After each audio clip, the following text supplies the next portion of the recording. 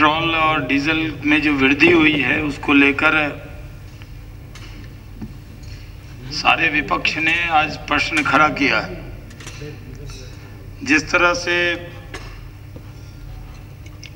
Budget के ठीक बाद डीजल में बल्क में जो डीजल खरीदते हैं लोग उसमें पैसा बढ़ाया था और फिर बजट के दूसरे दिन ही पेट्रोल का दाम जिस तरह से बढ़ाया है, ये पूरी तरह से महंगाई बढ़ाने वाला कदम है। ये सरकार आम लोगों को धोखा दे रही है। रेल बजट से ठीक पहले 11 रुपए डीजल में बढ़ाया और अभी फिर पेट्रोल में जिस तरह से बढ़ोतरी करने का काम इस सरकार ने किया है, जबकि बजट पर चर्चा हो रही थी। ऐसे इस सरकार के इस कदम से महंगाई बढ़ेगी। सरकार तर्क देती है कि डिरेगुलाइज किया है इन पेट्रोल डीजल के दाम को, लेकिन जो 3 कंपनियां हैं उनको मोनोपोली का भी सरकार ने अधिकार दिया है, जो अधिकार नहीं हो सकता है। संसद को विश्वास में नहीं लिया जा रहा, देश को विश्वास में नहीं लिया जा रहा और इसको लेकर सरकार के पास कोई जवाब नहीं। रेल मंत्री ने अपने बजट भाषण में कह दिया था कि वो 6 महीने पर किराए को बढ़ाने पर डीजल और पेट्रोल की डीजल के कीमत के साथ उसको रिव्यू करेंगे।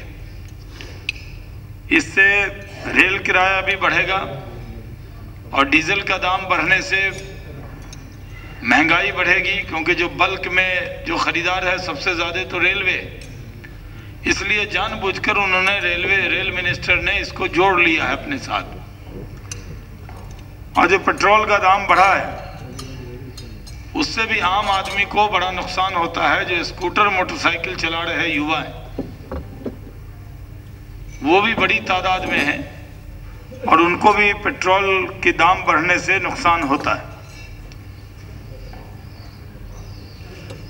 ये काम चलाऊ सरकार है, इसको आम आदमी से कोई मतलब नहीं है।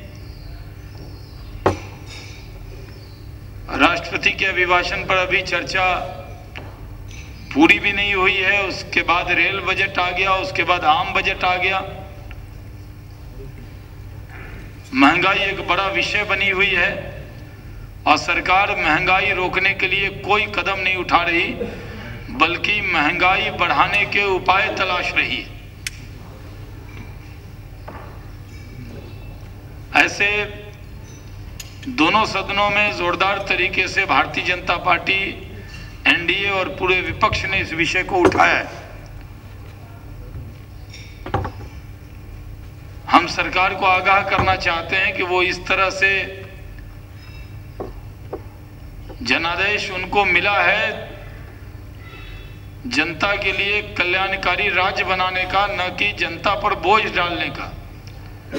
आज ये सरकार जनता पर बोझ बन गई और इस विषय को हम लोगों ने जोरदार तरीके से उठाया है।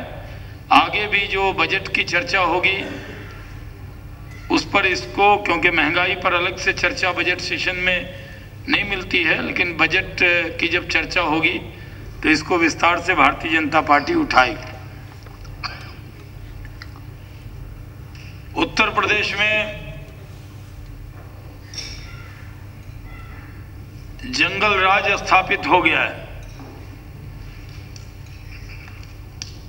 उत्तर प्रदेश में जिस तरह से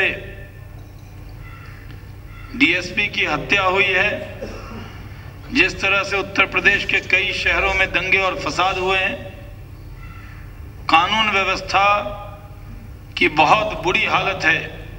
पूरे देश में सबसे खराब कानून व्यवस्था अभी उत्तर प्रदेश की हो गई, जिस पर भारतीय जनता पार्टी अपनी चिंता व्यक्त करती।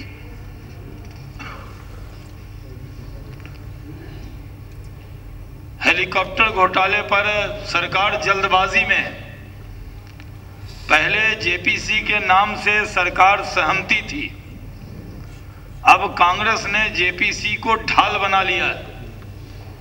जेपीसी तो गठित कर दी, लेकिन एक हफ्ता हो गया अभी तक अगस्ता डील पर सीबीआई ने कोई एफआईआर दर्ज नहीं की है। इसमें दाल में कुछ काला है और सरकार बहुत हंगामे के बाद भी जेपीसी गठित नहीं करती थी, लेकिन जिस तरह से जेपीसी का राजनीतिकरण कांग्रेस ने किया है, जिस तरह से अपने कुछ पराक्रमी सदस्य उन्होंने तलाशे हैं जो जेपीसी में जाकर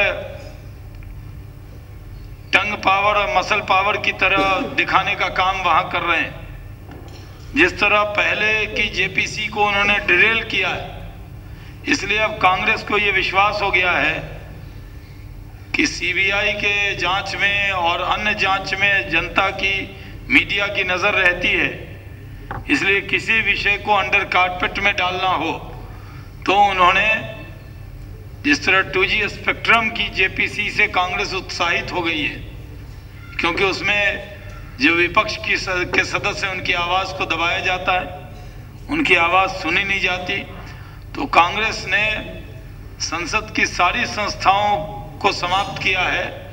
अब जेपीसी को भी, जिस पर लोग पूरी संसद का विश्वास होता था, उसको भी कैसे समाप्त करें उसके उपाय उसने तलाश लिए।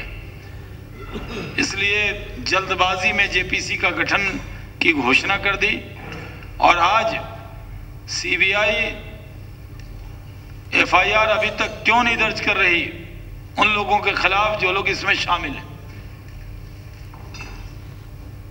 इसलिए भारतीय जनता पार्टी इस विषय को पहले भी राज्यसभा में उठा चुकी है और इसको हम फिर से जोरदार तरीके से उठाएंगे। बहुत बहुत धन्यवाद।